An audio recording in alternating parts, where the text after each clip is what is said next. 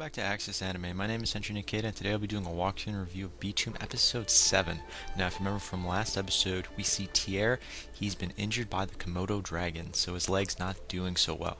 Now, we're also taken to a different scene where we see Himiko. She's no longer paralyzed, but she still doesn't like guys, so that's a downside. But she is grouped with Tiara and Sakamoto right now, and she's trying to work with them after she is awakened. Now we also find out Himiko has been pinged on a radar by we don't know who right now, but while she's with Sakamoto and Tiara, she ends up helping Tiara with his leg by pinning him down, while Sakamoto tries to uninfect his leg. But again, I digress. Again, Himiko has been pinged on a radar by we don't know who. Now, Sakamoto started asking her questions, which she tried to avoid because apparently she has all these bombs, BIMs, on her, and they assume that she's killed certain people to get them. But before she can answer or say anything, she's ready to leave everyone and go.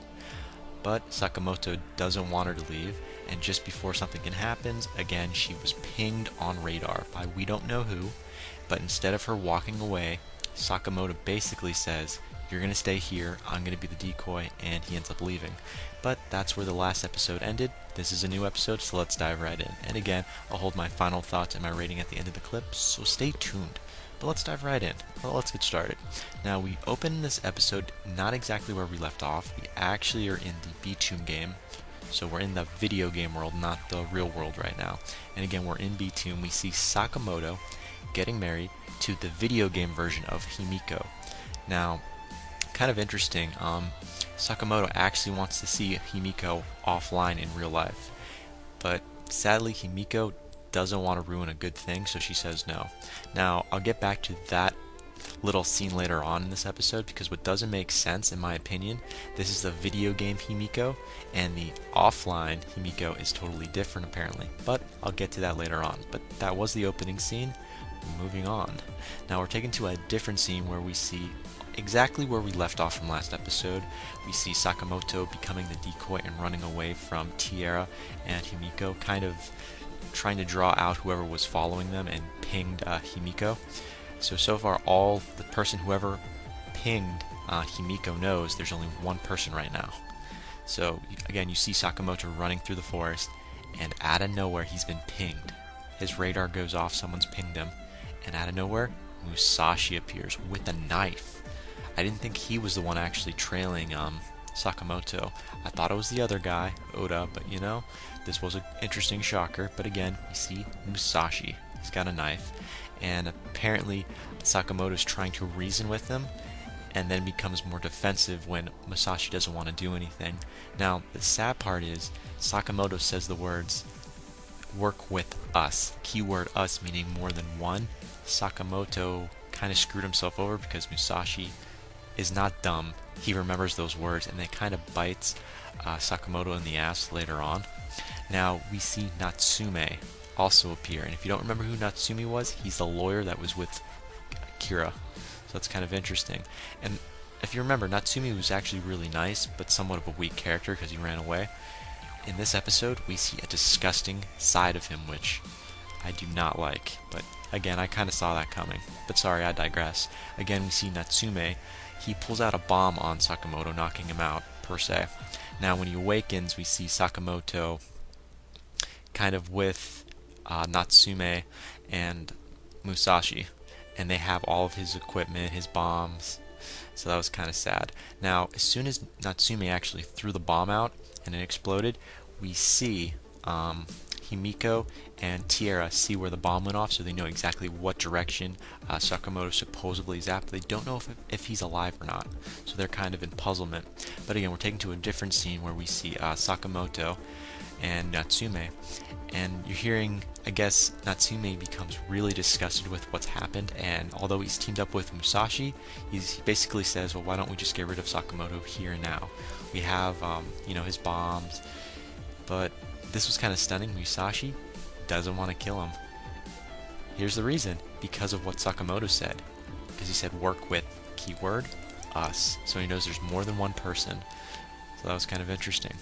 Now, out of nowhere, we see Sakamoto pull out that stun gun, the little taser, or whatever you want to call it, and tries to take out Natsume, and it works. But see, the charge out of it, the charge is running low, so it doesn't really nullify him out that much or knock him out or paralyze him, but just enough for Sakamoto to run away. But again, he doesn't have his bombs, so he's kind of at a disadvantage because they were taken away from him by Musashi. So that was kind of interesting. Now again, we're taken to a different scene. We finally see Sakamoto catch up with Tier and Himiko back at their headquarters, supposedly, their temporary headquarters. But, you know, we kind of saw this coming because Musashi, he's a great tracker. He tracks them down, and he ends up telling everyone more about his background, I guess. It just comes out. So this is a little more information about Musashi. He is a former mercenary. So that's why he's pretty damn good with the blade. And we also find out he's got a great tracker, specifically in the jungle. So that says a lot about him. That's why he uses a knife instead of his bombs and that radar. So that was kind of interesting. Now we also find out a little more, well, more or less like a flashback per se. We see, well, before I get to that little flashback, we find out a little more information about Sakamoto. We have more information about the main character. So this is always a plus in my book. We find out he was a debugger, a game debugger for the Tyrannus Japan company. So that's kind of interesting. So he actually did have a job. So that was interesting. But again, we see, looks like Musashi getting a little more serious, and I guess he cuts Tier on his hand, right where his crystal is. Now, in this episode, you see Musashi keep calling it chips, but they're not chips, they're crystals that are embedded in the left hand mostly. So, I don't understand why he calls them chips, but they're crystals, just for the record. Anyways, again, he does take out Tier's hand. We don't know if he took the crystal, though. At least in this episode, we don't know if he took the crystal, just that he cut Tier. And also, Sakamoto falls off the cliff by their headquarters. So he just fell, and everyone assumes he's dead now. And now Himiko has been taken captive by Musashi. So that was kind of interesting. Now again, we assume that Sakamoto is probably dead based on how he fell down. At least that's what Musashi thinks. But you know, obviously he's the main character. He's not going to die that easily. So he's still alive. And he makes his way back up top. Now again, Sakamoto returns, and he finds out the supplies are gone, the bombs are gone, Himiko's gone, but Tier is still left behind, but he's wounded. And you know, this is kind of sad. Tier has kind of lost it because he's had enough. You know, this was his last straw of losing, so he's out of it. He's crying. He's like, Sakamoto, don't leave me. So that was kind of interesting. But Sakamoto ends up finding Himiko's cell phone, the one that she kept hiding. She had those cosplay pictures. So he flips it. He's looking around. I thought this was kind of interesting. He realizes that Himiko is his online wife. But bear with me. It's only based off of the pictures on the cell phone, since the characters look the same, the name sounds the same. I mean, I'll give the guy credit. He put 2 and 2 together, finally.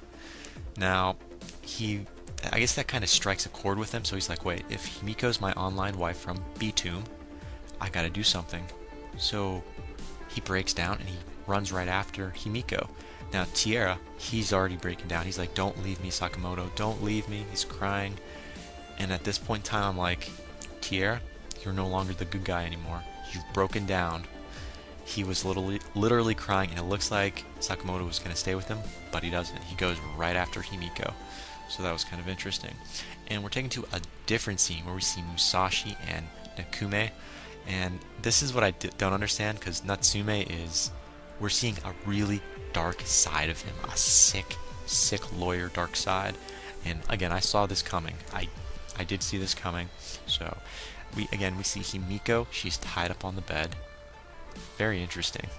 And we see Musashi saying something about lynching her and peeling off her skin. And the whole time we think Himiko's going to be raped or something. She's like, bring it on, I'm not going to move. No. Musashi's going to slowly kill her. And again, we see Natsume pigging out on the water. I guess some of the little food snacks he has from the supplies. It's just fairly sickening. And then out of nowhere, we see the radar's been hit. They notice, at least Natsume notices, they've been pinged. The radar's gone off, and Musashi's trying to figure out, okay, is it the old man or someone else that's coming after us? And Natsume is actually the one that does notice this, the signal. But here's the thing, it goes off twice. and Himiko gets off. Hers radar, I believe, goes off, and again, Natsume believes she's communicating with someone, so Himiko must know who this person that's been pinging her is. So you can assume that it's Sakamoto. So now we know that Sakamoto's coming right after them. They know where they're at. So it's kind of interesting. Now we are taken to a different scene. Now this is more or less where the battle begins, where the meat and potatoes of the episode takes us, where it gets a lot of pluses in my book. We see Sakamoto.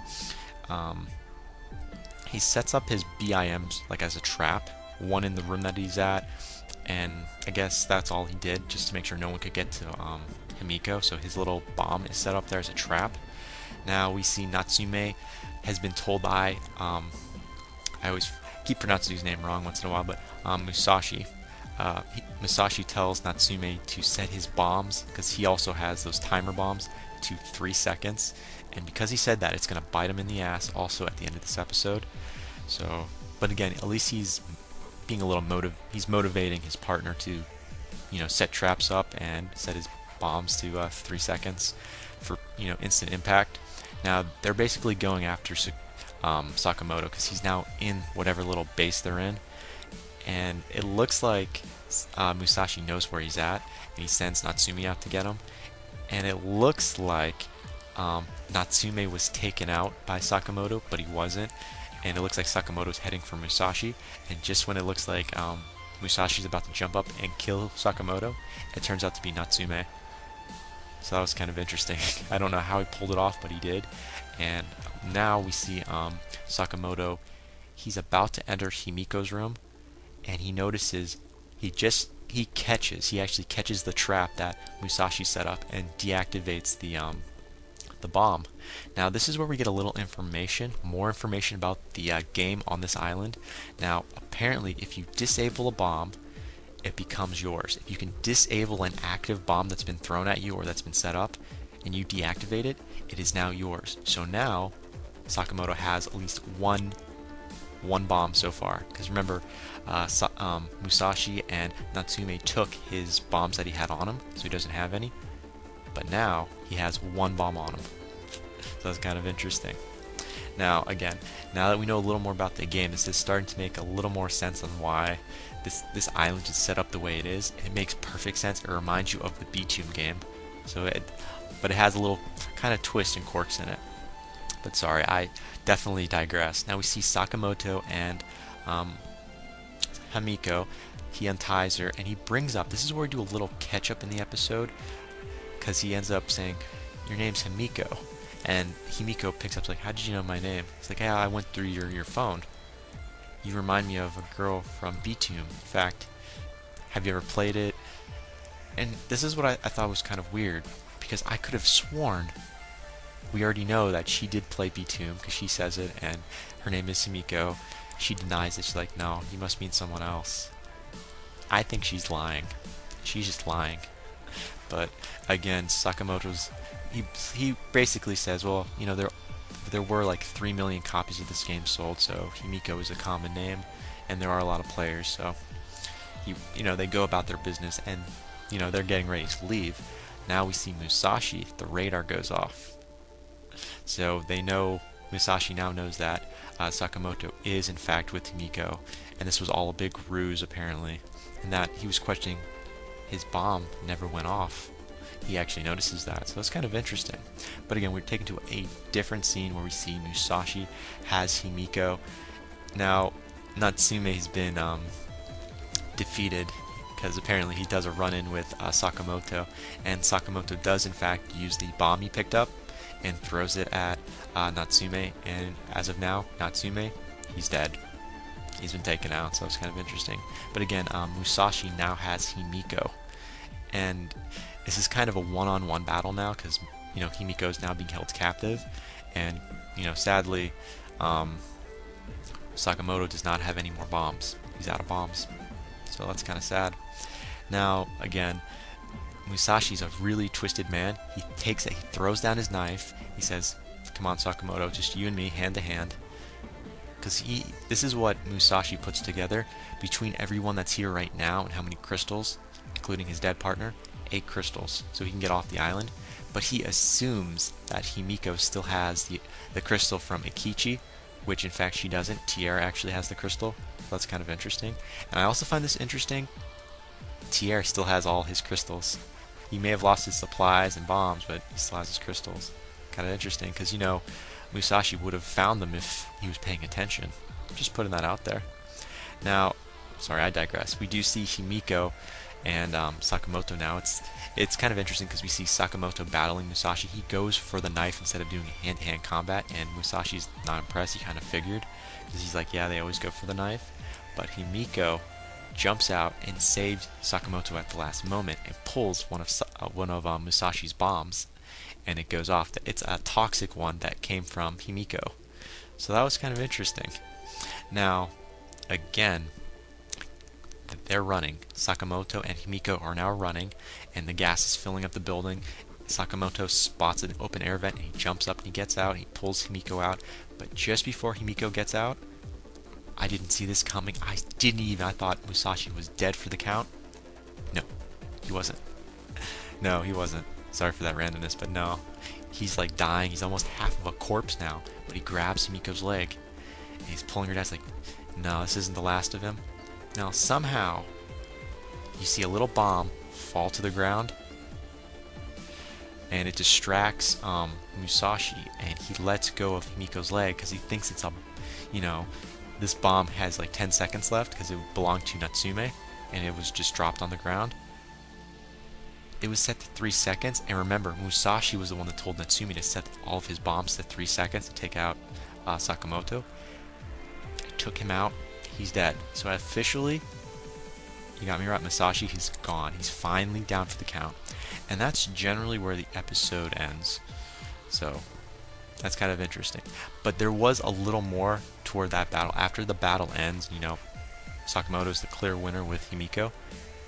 Now we're taken to that fat guy with the red cap, who's part of Tyrannus Japan's company, supposedly, that Sakamoto knows and also worked with or worked for. He mentions apparently Musashi was favored to win this game, but now that he's dead, it's getting better, because this is the third round apparently, and he's talking to a crowd of people on little TV screens. So this is kind of interesting. That's where the episode actually ends. But as for final thoughts, I'm really interested to know more about, well, now that Musashi's out of the picture, how many crystals does Sakamoto and Himiko now have? Because apparently Musashi didn't have the crystals that were from Tier, because remember, Ikichi is dead. Supposedly Himiko never took those crystals, so technically Tier still has all the crystals. And now that Musashi's dead, you're wondering, is in fact Sakamoto going to go back and take those crystals that he had on them, as well as Natsume's crystal? We don't know. But that is very interesting. Just very interesting. Also, why did Himiko hide her identity from Sakamoto? I know she hates guys and she's almost been raped a few times in the series, but why did she hide her identity? We know that it was her in game. There were flashbacks within the series, so we know it was her. So why is she hiding that information? We don't know. But that ends it for my final thoughts as per my rating. Seriously, I'm giving this a 4 out of 5. I should give it a 4.5 out of 5 because the action was there, more information about characters, Sakamoto's background as well as Musashi's, even though Musashi's now defeated. Love the combat, love the fighting scenes. Definitely well was worth a 4 out of 5. But that ends it for my final rating and my final thoughts. And that ends it for my walkthrough review of Btooom episode 7. But definitely comment down below, thumbs up, thumbs down, subscribe above. Let me know what you thought of this episode. Let me know what you think is going to happen in the next episode. And definitely comment as much as you can, and I'd be more than happy to reply to anyone that comments. But again, check me out on Twitter and follow me if you want. But that ends it for my walkthrough and review, mostly for today, so I'm pretty much free. I should be on Skype later on today. But that ends it for now. Before I go, gotta say it, can't stop the access, but you can watch the feed. I'll see you later, guys.